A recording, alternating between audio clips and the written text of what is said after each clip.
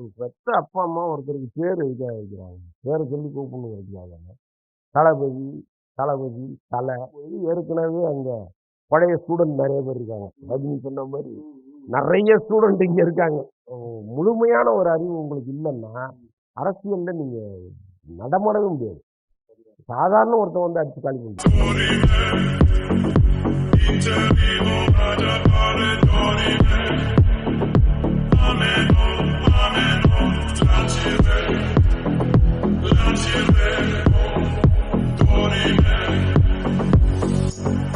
Hi வீப்ளே trending நேயர்கள் எல்லாருக்குமே வணக்கம். நான் ஐசக். இன்னைக்கு வலைப்பை சந்தனன் அவர்களுடைய என்னென்ன சினிமாக்குள்ள நடந்த பிரச்சனைகளை முன்பகுதியில் இல்லை, இரண்டாம் பகுதியில் தான் நிறைய விஷயங்களை சொல்ல போறாரு. கேட்டு தெரிஞ்சுக்கலாம் வாங்க. சரி, இப்போ தளபதி விஜய், இப்போ இனிமே இவரை வந்து தளபதி விஜய் அப்படின்றத கூப்பிடுறத விரும்புவாரா, இல்லை இப்போ வந்து அரசியல், அதாவது மக்களுக்கு ஒரு சேவை செய்யக்கூடிய ஒரு விஜய், அதாவது வந்து கதாநாயகன் கிடையாது, இது ரியல் கதாநாயகனாக மாறிட்டாரு. ஸோ இப்போ வந்து சினிமாவில் உள்ள தளபதிக்கும் இப்போ உள்ள தளபதிக்கும் வித்தியாசம். ஏன் ஒரு பெத்த அப்பா, அம்மா ஒருத்தருக்கு பேர் எதுக்காக வைக்கிறாங்க? பேரை சொல்லி கூப்பிடணுங்கிறதுக்காக தானே. தளபதி, தளபதி, தல. எதுக்கு எப்படி கூப்பிடணும்? ஒவ்வொருத்தருக்கும் ஒரு ஒரு பேர் இருக்குல்ல, அதுதானே நம்முடைய அடையாளம். அதனால் தளபதின்னு கூப்பிடவே வேணாங்கிறேன் நான். அரசியல்லையும் கூப்பிடாதீங்க, சினிமாவிலையும் கூப்பிடாதீங்க, விஜய்ன்னு சொல்லுங்க. நான் தானே பேரை சொல்ல வேண்டியது தானே. இதில் என்ன கெட்டு போச்சு? எதுக்கு வந்து முன்னாடி ஒரு அடைமொழி எதுக்கு ஒரு இது நமக்கு புரியவே இல்லை. இதுல அதுல என்ன கௌரவம் வந்துருச்சுன்னு எனக்கு தெரியல. நீங்க நிறைய படிச்சு பேருக்கு முன்னாடி பட்டகங்களை போட்டுக்குங்க, அதுதான் கௌரவம். பேருக்கு முன்னாடி எதையோ ஒண்ணு வாங்கி போட்டுக்கிட்டு அது அவசியம் இல்லாத ஒண்ணுன்னு நான் பாக்குறேன். அதனால அவரை எப்படியாவது கூப்பிடுங்க, விஜய்னு கூப்பிடுங்க போதும். தளபதினு கூப்பிட வேண்டிய அவசியம் இல்லை. முதல்ல அரசியல்லையும் சரி, சினிமாவிலையும் சரி. சினிமாவில் அவர் இருக்கிற உயரம்ங்கிறது வேற. இன்னைக்கு டாப் ஒன்று அவரு தான். அவருக்கு கீழே தான் எல்லாருமே இருக்காங்க, ரஜினி உட்பட. அவருடைய ரசிகர் கூட்டம் அது இயல்புதான். உடனே நம்ம ரஜினியை டிகிரேட் பண்ணணுங்கிற அவசியம் இல்லை. இதே விஜய் சினிமாவில் இன்னும் 10 வருஷம் நடிச்சாருன்னா இவருக்கு கீழே இருக்கிற ஒருத்தர் அவருக்கு மேலே போயிடுவார். ஒரு வயசு தானே, ஒரு வயசுக்கு மேலே அவரை நம்ம ஹீரோவை ஒத்துக்கிற மனசு வராது. ரஜினி நடிக்கிறாரு, ஹீரோயிசம் பண்றாருன்னா கூட அதை எவ்வளவு பெரிய கூட்டம் ரசிக்குதுன்னா, ரஜினி ஆரம்பத்திலேருந்து பார்த்தவங்க, ரஜினியே உயிரா நினைச்சவங்க ரசிப்பாங்க. பட் இப்ப அடுத்த தலைமுறை வந்துருச்சு இல்ல, இது யாரை ரசிக்குதுன்னா விஜய் ரசிக்குது. இந்த தலைமுறை 40 வயசு ஆகும்போது வேறொருத்தன் வருவான், அவனை அந்த கூட்டம் ரசிக்க ஆரம்பிச்சான். அப்பயும் நீங்க விஜய் வந்து கொண்டாட முடியாது. இது வந்து இயற்கை. அதனால நம்ம யாரையும் குறைச்சு சொல்லல. இன்னைக்கு டாப்ல இருக்காருல்ல சினிமாவில், அவர் வந்து சினிமாவில் டாப்ல இருக்கலாம், அரசியலுக்கு அவர் வரும்பொழுது ஏற்கனவே அங்க பழைய ஸ்டூடெண்ட் நிறைய பேர் இருக்காங்க. ரஜினி சொன்ன மாதிரி நிறைய ஸ்டூடெண்ட் இங்க இருக்காங்க.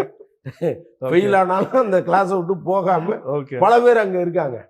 அவங்கள சமாளிக்கக்கூடிய ஒரு ஆற்றல் விஜய்க்கு வரணும். முதல்ல பேசிக்கலா அவர் வந்து பேச மாட்டாரு. இங்க பேசாம அரசியல் பண்ணவே முடியாது. கண்டிப்பா சார். நீங்க வந்து ஒரு ஸ்கிரிப்டை எழுதிட்டு வந்து அதை நீங்க நடிக்கிற மாதிரி பேசிடலாம், அது எல்லா இடங்கள்லையும் செல்லுபடி ஆகாது. நீங்கள் இன்ஸ்டண்ட்டாக ஒரு விஷயத்தை எடுத்து பேசணும். இன்னொன்று, எல்லாத்தையும் நீங்கள் ஃப்ளூயண்ட்டாக தெரிஞ்சு வச்சுருக்கணும். அது ஒரு பெரிய பிரச்சனை. சப்ஜெக்ட் நீட்டுன்னா நீட்டை ஆரம்பத்துலேருந்து கடைசி வரைக்கும் அதோடைய நுட்பங்கள் எல்லாமே நீங்கள் புரிஞ்சு வச்சுருக்கணும்.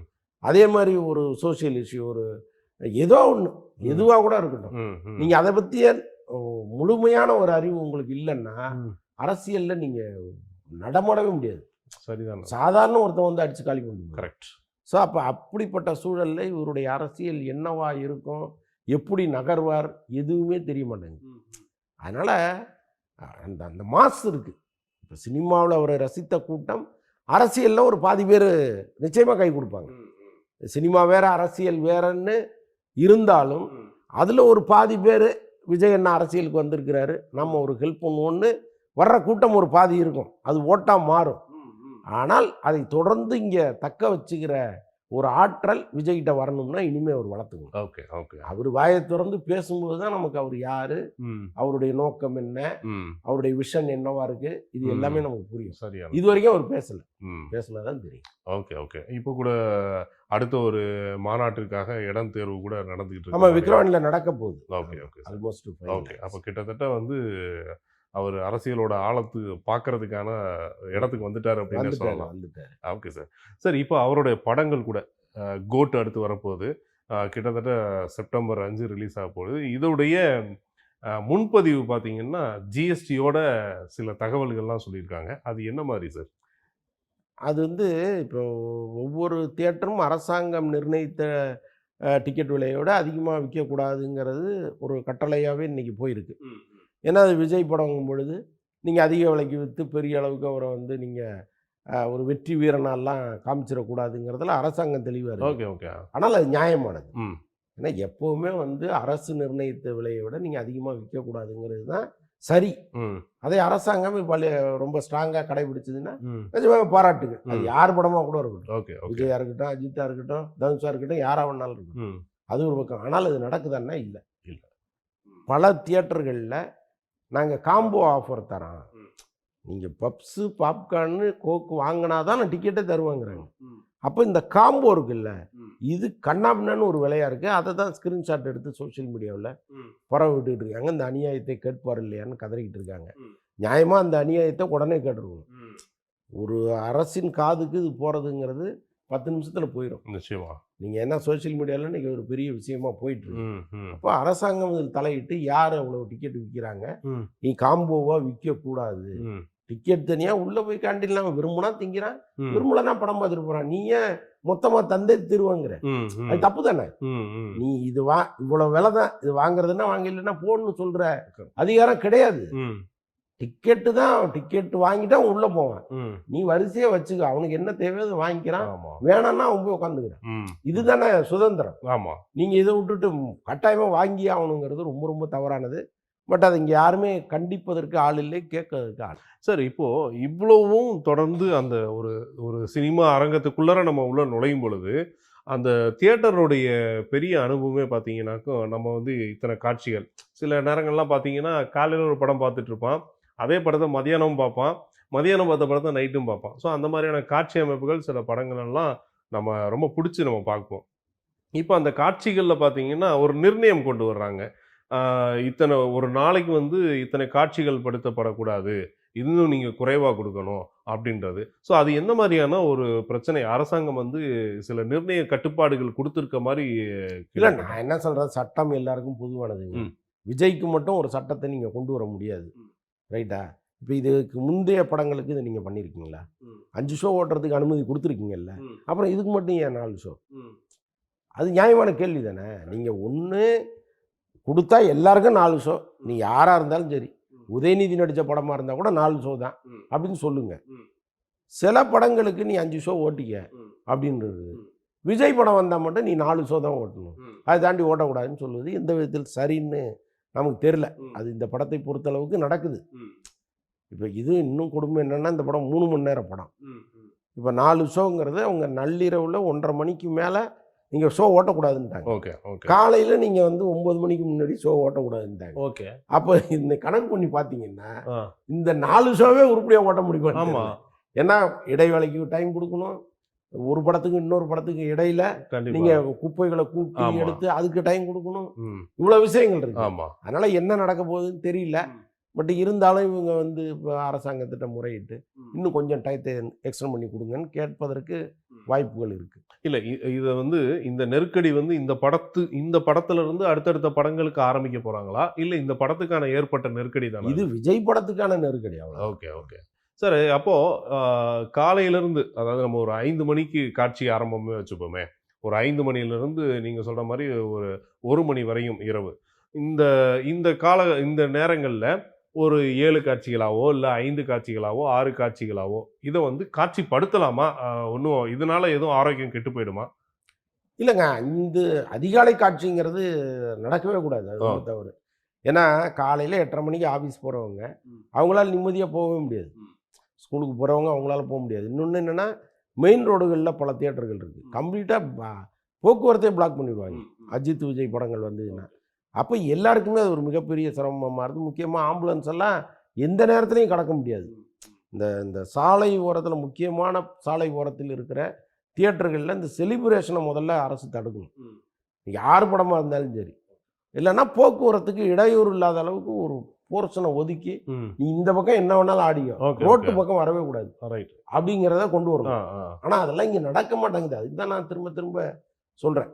ஏன்னா நீங்கள் மெயின் ரோடு பக்கத்தில் இருக்கிற தியேட்டர்களுக்கு மட்டுமாவது இந்த ரெஸ்ட்ரிக்ஷனை கொண்டு வரணும். கொஞ்சம் தள்ளி இருக்கிற தியேட்டர்களில் பிரச்சனை இல்லை.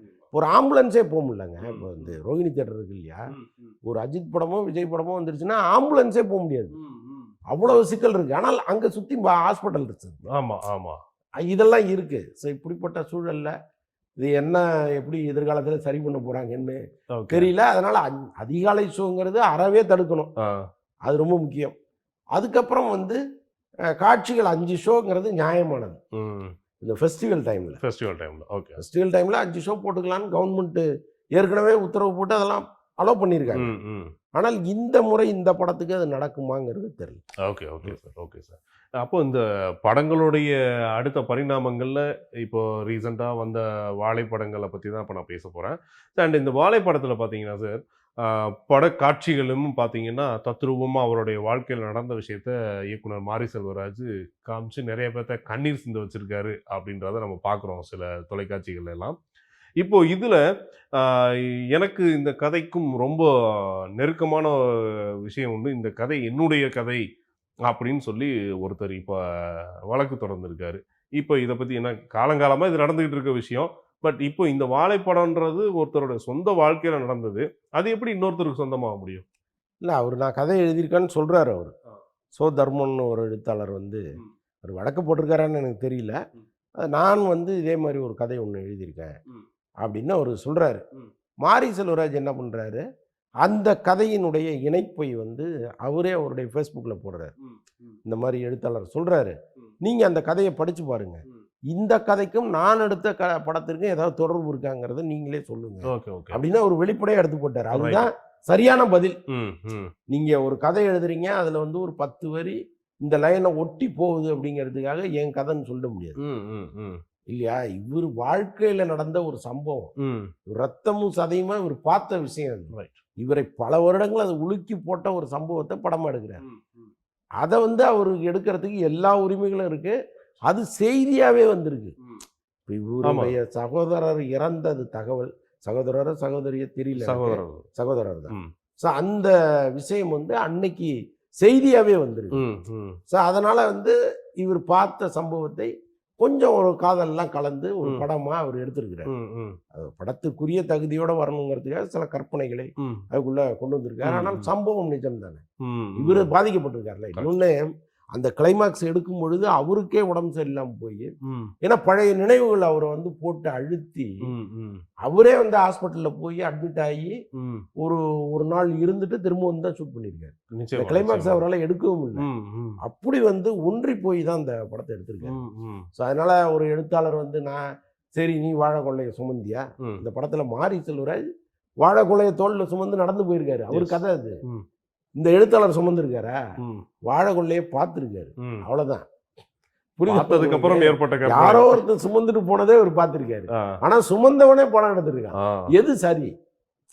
அதனால அந்த மாதிரி வந்து போகிற போக்கில் ஒருத்தர் வந்து இது ஏன் கதைன்னு சொல்வதற்கான அதிகாரம் யாருக்கும் கிடையாது. ஒரு எழுத்தாளராக இருக்கிறவர் அதெல்லாம் யோசிக்கணும். ஒரு எழுத்தாளர் வந்து தான் மட்டுமே யோசிக்கவே மாட்டான். எப்பவுமே உங்க மனசுல பூந்து யோசிக்கிறவன் தான் எழுத்தாளர். உண்மை. அப்போ மாரி செல்வராஜ் இடத்துல இருந்து அவர் யோசிச்சிருக்கணும். ஐயோ, நாம எடுத்த கதையா கூட இருக்கலாம், நாம எழுதின கதையை ஒட்டி ஒரு படம் வந்திருக்கு, அது உயிரோட்டமா இருக்கு, அப்ப அதை எடுத்தவனை பாராட்டணும்னு நீ ஓடணும்ல முதல்ல. அது அதை பண்ணல. அதுதான். ஸோ அதுதான் இதை என்ன பண்ணுறதுன்னா, ஒரு புரிதலுக்கு அப்பாற்பட்ட ஒரு எழுத்தாளராக இருப்பார் போல் இருக்கு அவர். தெரியும், அவர் நல்ல எழுத்தாளர்னு சொல்கிறாங்க, நான் படித்ததில்லை. ஓகே, ரொம்ப சிறந்த எழுத்தாளர்லாம் சொல்கிறாங்க. பட் இந்த இடத்துல அவர் ஏன் அப்படி ஒரு தவறு செஞ்சாருன்னு தெரியல. Okay okay. போய் பெல்ஜியமில் அவார்டு வாங்கினாரு, ரோட்டர்டாம்ங்கிற ஒரு பெரிய நாட்டில் போய் அங்கே அவார்டு வாங்கினாரு.